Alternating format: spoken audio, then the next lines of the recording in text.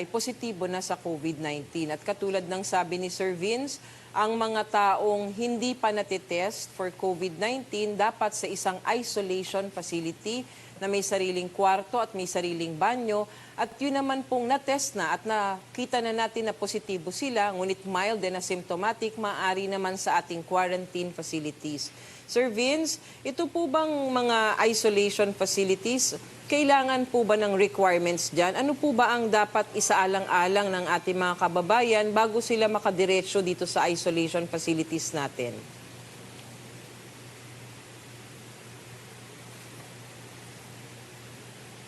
Sir Vince?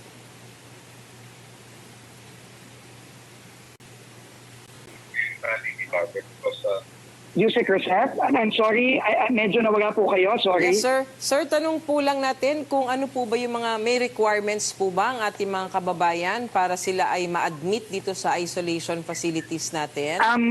Unang-una po, no, para maintindihan po ng ating mga kababayan, unang-una po, hindi po pwedeng mag-walk-in sa mga facilities na ito, no? Para po maintindihan natin lahat, no? Hindi po pwedeng mag-walk-in. Kailangan po ay ang mga pasyente na i-admit dito ay dadaan sa mga city health officer at sa mga or sa mga ospital, no? Kasi po kailangan ay ma-examine muna sila. Unang-una, kailangan ma-test muna sila kung sila positive.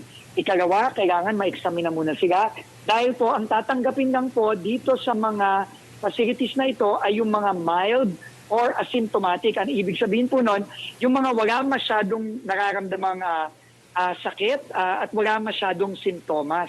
Dahil po yung mga may sintomas at medyo mas paggrabe ang sintomas, kailangan po yan ay talaga sa hospital po inaalagaan. Okay, sir. Ito naman po ay isang isolation to quarantine facility. Sir, tinatanong po ng maraming kababayan natin, ano po ba daw ang parang buhay nila sa loob kapag naka-admit na sila? Paano po ba ang sistema po? Paano ang pangangalaga? Paano ang kanilang pang-araw-araw na buhay dito sa quarantine facilities natin? Yusek Rosette, sorry po, paulit po ulit. Pasensya na po ha.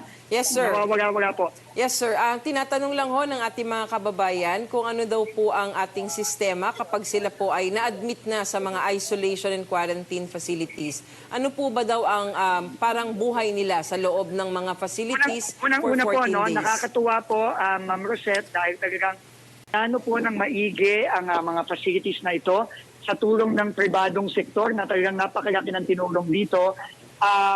Kaya po dahil doon, unang-una po, air condition po lahat ng mga isolation and quarantine facilities natin. May libre pong pagkain at may libre pa pong wifi. At ang pinaka-importante po ay meron pong mag-aalaga sa kanila. Alam ko po mahirap po ito dahil may hiwalay po ang ating mga kababayan sa kanilang mga mahal sa buhay. Pero ang maganda naman po ay maaalagaan po sila ng mabuti sa mga quarantine facilities na ito. At konting tiis lang po. At kapag sila po ay negatibo na sa COVID-19, pwede na po silang umuwi at makasama na po ulit ang kanilang mahal sa buhay.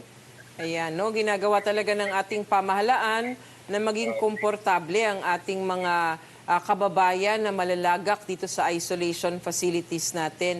So, Sir Vince, dahil nga po may mga aircon, may mga wifi at bibigyan sila ng pagkain, aalagaan sila ng doktor, meron po ba daw bayad dito sa ating mga isolation facilities? Kaya po, Yusek Rosette, libre po lahat ang ating isolation at quarantine facilities. Yan, no? Napakaganda at napaka-importante po para hindi nangangamba ang ating mga kababayan kapag sila ay may nararamdaman na magpatingin at kung sakasakali ay makapag-admit, no? Mai-admit dito sa ating isolation facilities, wala pong babayaran kahit 5. Sagot ng pamahalaan, through PhilHealth po ang ating community isolation facilities. Sir Vince, dito po sa 7 mega community quarantine facilities natin na meron tayo ngayon, meron na po ba tayong datos?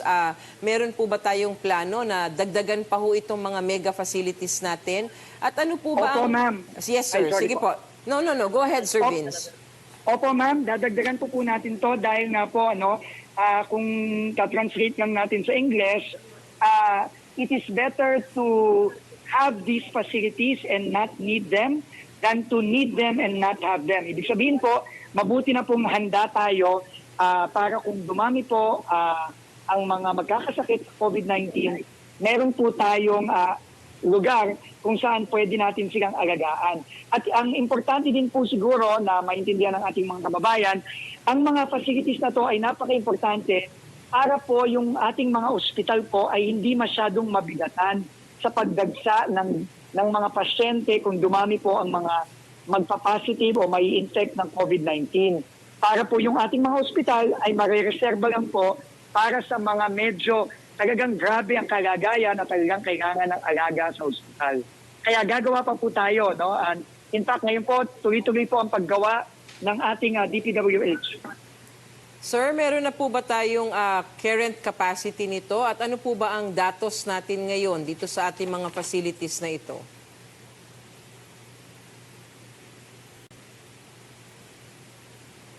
Sir Vince?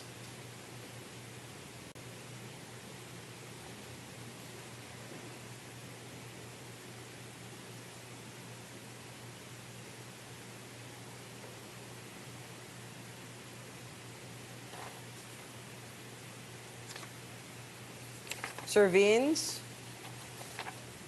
So ayan po, no, nagpuputol-putol po ang ating linya para dito. Mamaya po natin siguro ipagpapatuloy ang pakikipag-usap kay Sir Vince Dizon, ang ating Deputy Chief Implementer ng National Task Force. As of 4 p.m. today, May 13, nakapagtala po tayo ng 268 na bagong kaso at umabot na po ang ating kabuang bilang sa 11,618. Sa bilang ng mga bagong kaso, 165 o 61% ay mula sa National Capital Region at 58 or 22% ay galing naman sa Region 7. Meron din po tayong 145 na bagong bilang ng mga kababayan na nakarecover mula sa COVID-19. Sa kabuuan, meron na po tayong total na 2,251 recoveries. Kasama po sa mga naitalang nakarecover ay ang mga pasyenteng nakakonfine at mga pasyenteng may mga positive, mild at asymptomatic cases na nakarecover na mula sa kanilang self-isolation at home quarantine. Ngunit ikinalulungkot po naming ibalita na 21 ang nadagdag sa bilang ng ating mga kababayan na pumanaw dahil sa COVID-19. Umabot na po sa 772 ang bilang ng mga nasawi. Ipinapaabot po namin ang aming taus-pusong pakikiramay sa lahat ng mga naulila. As of May 12, makikita po sa inyong screen na meron na po tayong 2,125 healthcare workers na nagkaroon ng COVID-19 sa ating bansa. Sa bilang na ito, nakapagtala po tayo ng 669 na healthcare workers na nag-recover mula sa COVID-19. Nitong mga nakaarang araw ay paunti na ng paunti ang nakikita nating healthcare workers na nagpo-positibo. Sa nasabing bilang, ang 1,421 ay active cases. Ikinalulugod po naming ibalita na kahapon ay wala po tayong naitala na kapamilyang healthcare worker na namatay mula sa sakit na COVID-19. Ang kabuuang bilang po ng deaths among healthcare workers ay nananatili sa 35. Nakikiramay po kami sa mga pamilya at kasamahan ng mga yumaong bayani natin. Kami naman ay nalulugod din na ibahagi ang susunod na graph na nagpapakita na patuloy ng pagbaba ng mga bagong kaso ng COVID-19 sa ating mga healthcare workers mula April 11. Makikita po dito ang pagbaba ng mga kaso ayon sa propesyon ng ating healthcare workers base sa onset of illness. Malaking tulong ang ating infection prevention and control measures na striktong pinapatupad ng ating mga ospital upang masiguro ang kaligtasan ng ating mga frontliners. Tungkol naman po sa kapasidad ng ating health system. Makikita niyo po sa inyong screen ang number of beds in hospitals. As of May 12, meron po tayong 13,553 total bed capacity na dedicated po sa COVID cases lamang. Makikita din po kung ilan sa mga beds na ito ang ward, isolation at ICU beds. We will release today our daily situational report showing the latest numbers as well as all initiatives and activities of DOH in this war against COVID-19. Para naman po sa iba't ibang kagamitan at personal protective equipment na ating patuloy na ipinapamigay sa mga ospital at pasilidad sa ating bansa, makikita po sa inyong screens ang kabuuang bilang at breakdown ng mga naipamigay natin kahapon. Sa atin pong huling pagtatala kahapon, May 12, ang kagawaran ay nakatanggap ng 88 na facility request para sa emergency hiring ng healthcare workers. Meron na po tayong 4,003 slots ang na-approve for hiring sa 74 na hospitals at quarantine facilities. Philippine Arena COVID-19 Facility and QI Quarantine Facility. Meron po tayong 1,237 na personnel ang natanggap sa 19 na ospital at quarantine facilities. Nakapag-redeploy din tayo ng 747 na nurses sa ilalim po ng Nurses Deployment Program. 162 sa Luzon at 585 sa Visayas at Mindanao sa mga DOH at LGU hospitals na may COVID cases. Patuloy po ang ating panawagan para sa ating mga frontliners. Heto po ang mga numero para sa ating priority facilities na bukas para sa ating mga bagong bayaning healthcare workers.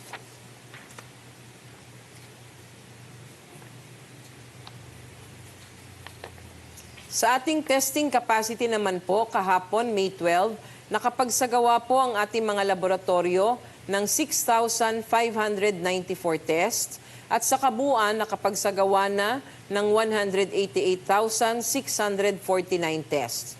Ang mga test na ito ay isinagawa sa 172,174 unique individuals kung saan 155,771 o 90% ay negative, samantalang 15,773 or 9% ay positibo. Lilinawin lang po namin na ang bilang ng mga total tested individuals ay maaring mas mataas sa official number na inilalabas sapagkat ang mga numero pong ito ay sumasailalim pa sa case verification and validation process ng DOH. Meron na po tayong 28 licensed laboratories sa buong bansa na nakakagawa ng RT-PCR test. Atin pong inaantabayanan na makatulong sa ating testing capacity ang 73 pa na laboratorio na nasa stage 3. Ang buong listahan ay makikita sa ating Beat COVID-19 Situation Report na ilalabas pagkatapos ng programang ito sa ating website, FB page at Viber community.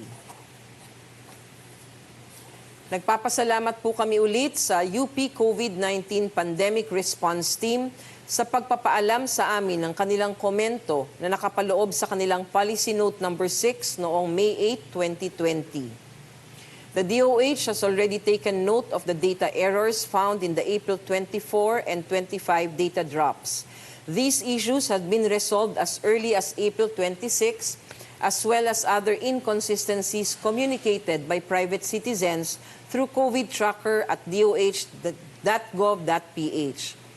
We assure the public that the issues raised are a nominal percentage of the whole data set and does not prejudice the overall interpretation of the data and decision-making. Data is continuously rectified the moment we identify any issue, including but not limited to data formatting inconsistencies, case classifications, and proper identification of residents. To shed light on DOH concerns, we will be joined by our partners in Thinking Machines Data Science Incorporation today.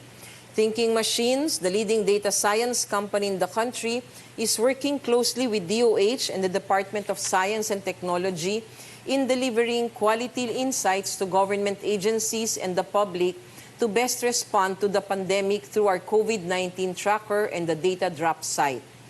Our guest today is Stephanie See, the founder and the Chief Executive Officer of Thinking Machines.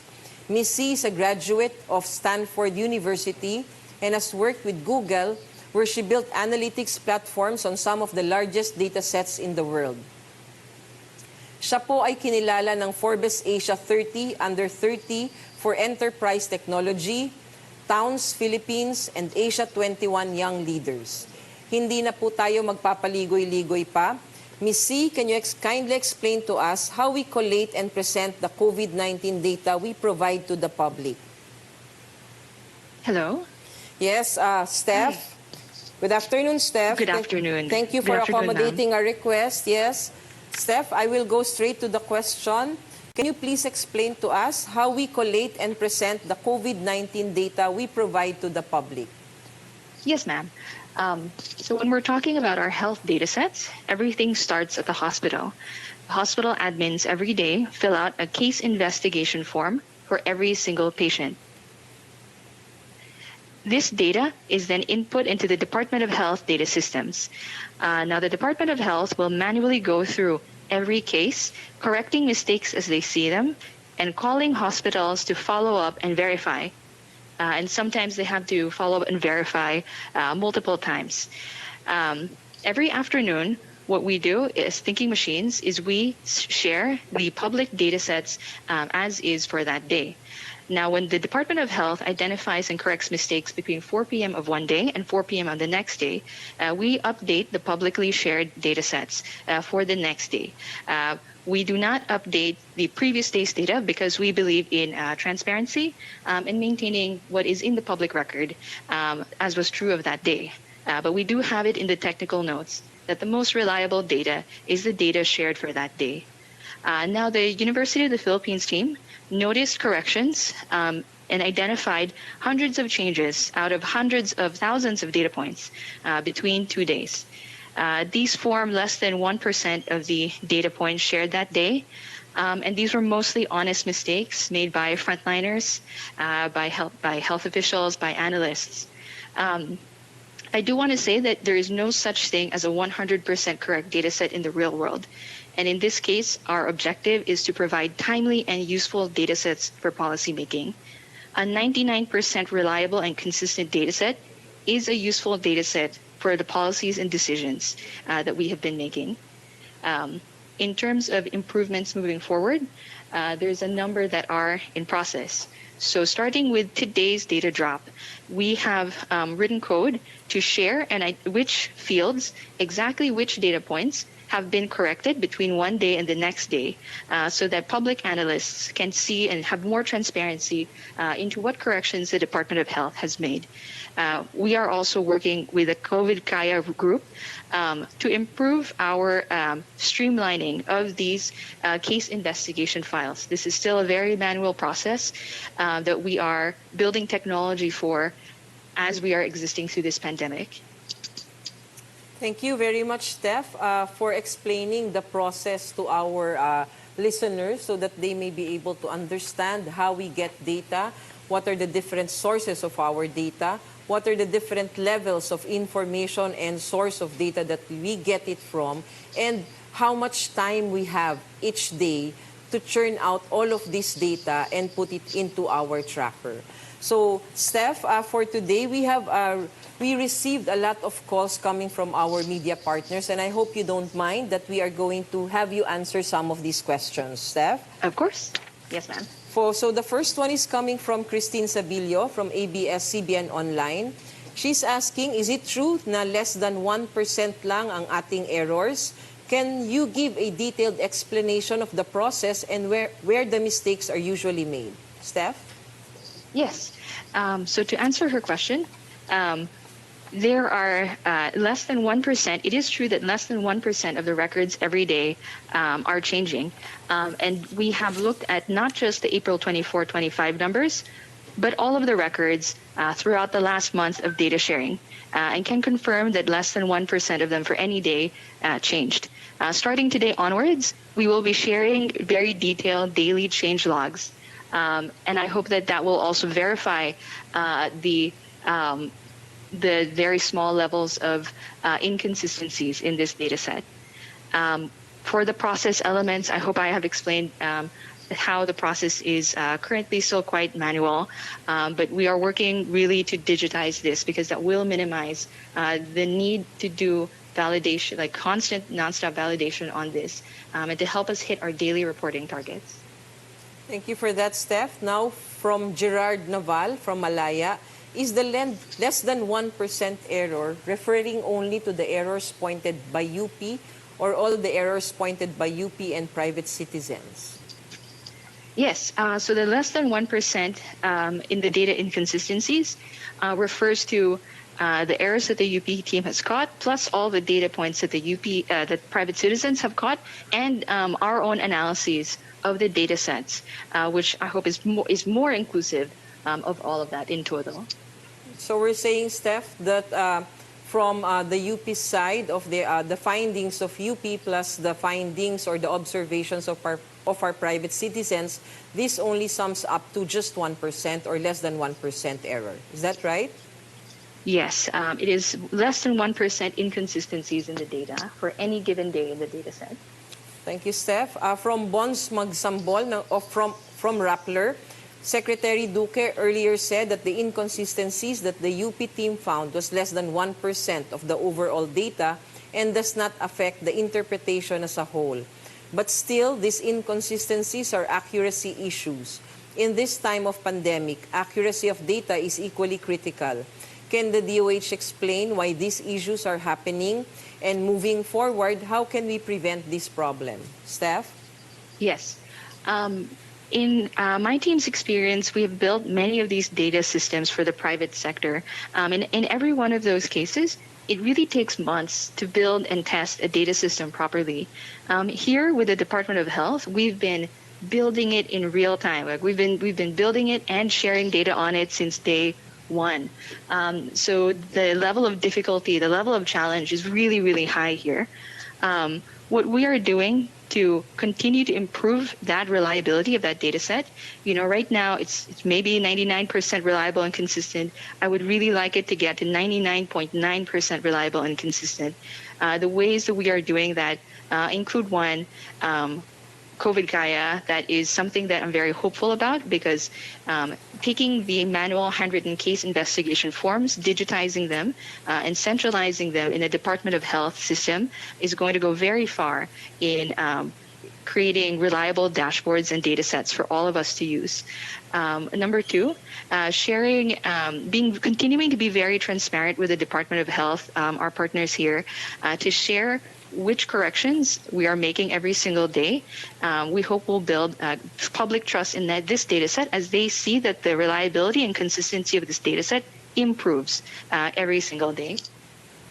Thank you, Steph. And for our last questions, from Joe Vicky of Philippine Daily Inquirer and Sheila Crisostomo from the Philippine Star, plainly encoding errors lang ba ang discrepancy sa data or from the case investigation form submitted ng hospitals, meron na talagang mali? Steph?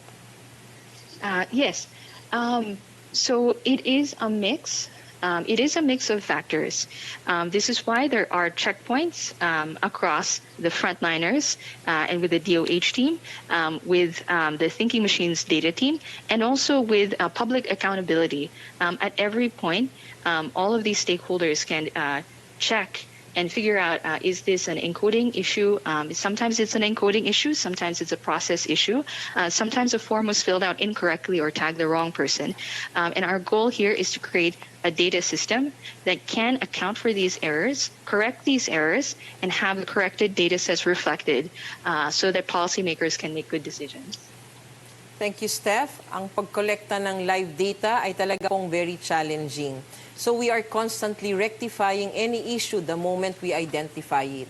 The issues raised are less than a nominal percent of the whole data set. Ibig pong sabihin, maliit lang po ito kumpara sa kabuuan. Kaya naman it does not prejudice the overall interpretation of data and decision making.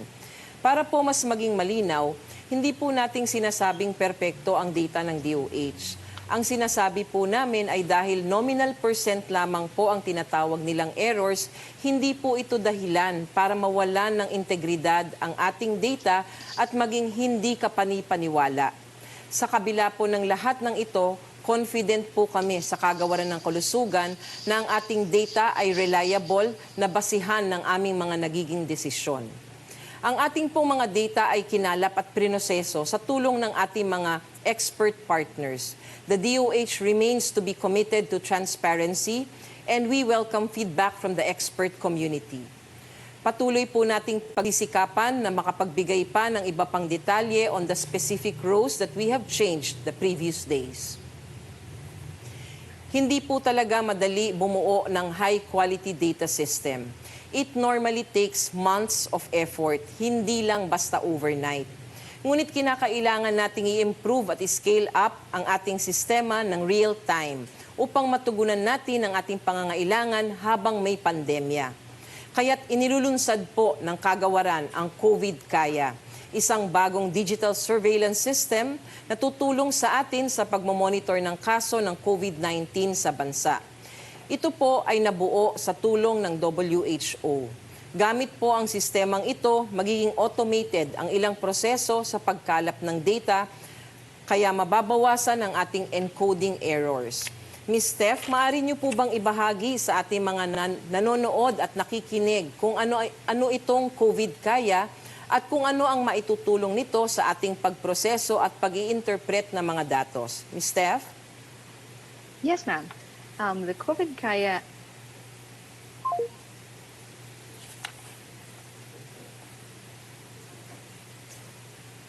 So antayin lang po natin, magbabalik po si Ms. Steph in a little while para po ipaliwanag ang COVID Kaya. Pero tayo po ay nagpapasalamat ng marami kay Steph C. Siya po yung ating Chief Executive Officer ng ating Thinking Machines na ating partner at katuwang dito po sa ating ginagawang pagkukolekta ng raw data para sa DOH para maibahagi sa ating mga kababayan at para magamit para sa policy making. Steph, are you there? Steph? Hello? Yes, Steph, can you now discuss COVID Kaya with our listeners and our viewers? Steph? Yes. So the COVID Kaya application is a digital application being developed to collect case data where the frontliners can input their data rather than using manual methods, but using technology methods, and to have that data immediately input into the Department of Health systems. So this means that the number of steps it takes to collect data from suspected cases, to verify that data, to load it into a data store, and to have that data usable by all the different scientists, LGU, policymakers, and national policymakers can all be centralized. And I think that will really help everybody make better decisions. So this digital system has been developed by the World Health Organization, and they are working with our Department of Health and DICT organizations to roll it out. Okay, Steph, are we already implementing COVID Kaya? Yes, ma'am. I believe that we have we have begun deployment of COVID Kaya, and we hope to have that one central system to follow cases live and having reflected in our data within the next week. Okay, so that is one great news again for the Department of Health and of course to all of our partners because now we can maybe limit these encoding errors and also shorten the time in collecting our data and give more information to the public as well. So maraming salamat sa iyo, Steph, sa iyong pagpapaunlak, pagpapaliwanag para sa ating mga viewers and our listeners for today. Thank you, Steph. Thank you, ma'am. Nagpapasalamat din po kami sa lahat ng ating mga partners mula sa public and private sectors sa kanilang napakalaking tulong at ambag sa ating data validation at analysis. We are collaborating with a wide range of institutions and we welcome other data engineers, data scientists, and specialists willing to contribute to this effort as this is a matter of national importance. The department is grateful to the World Health Organization, epidemiologist of the University of the Philippines Manila College of Public Health, and Thinking Machines Data Science for their immense support in data validation and analysis. The Data drops would not be possible without their guidance and expertise. Maraming salamat po sa inyo, pati din po kay Secretary Vince Dizon na kasama po namin kanina. Mabuhay po ang mga Pilipino na patuloy na lumalaban sa COVID-19. Sa ilang sandali lamang po ay matutunghayan natin ang video mula sa United Nations Population Fund or UNFPA tungkol sa maternal health. Tandaan, together we can beat COVID-19.